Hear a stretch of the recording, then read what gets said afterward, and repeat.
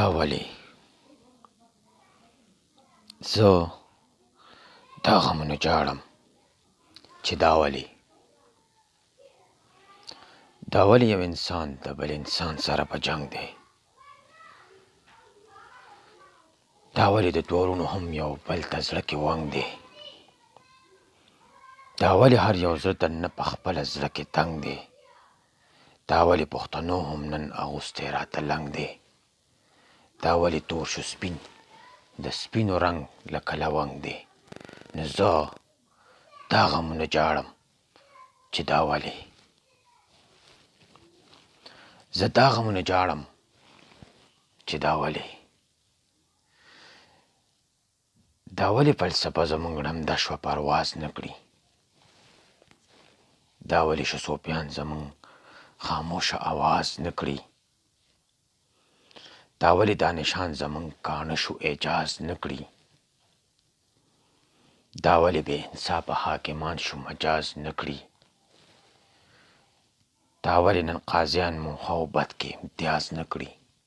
نو زه دا غمونه جاړم چې دا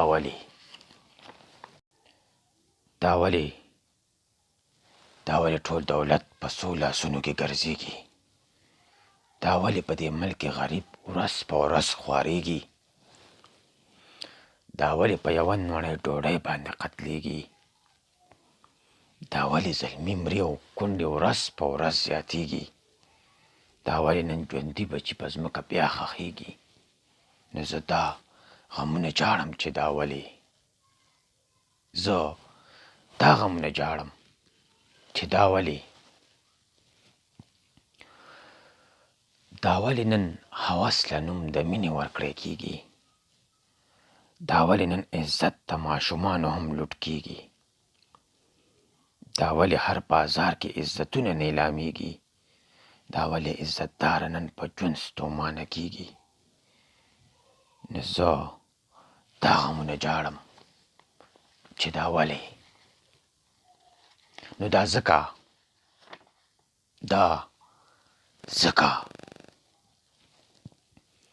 دا ځکه چې حاکم د دلالانو غویی شوی. دا ځکه چې دې ملک نه د انصاف جنازه تلې. دا ځکه د ضمیر په سترګو تور څادر راغور دی. دا ځکه چې حیا تشه په نوم ده راکې پاتې. دا ځکه چې مذهب په 20 مذهبو کې تقسیم دی. نو زه دا غمونه جاړم چې دا ولې زه دا غمونه جاړم چې دا ولې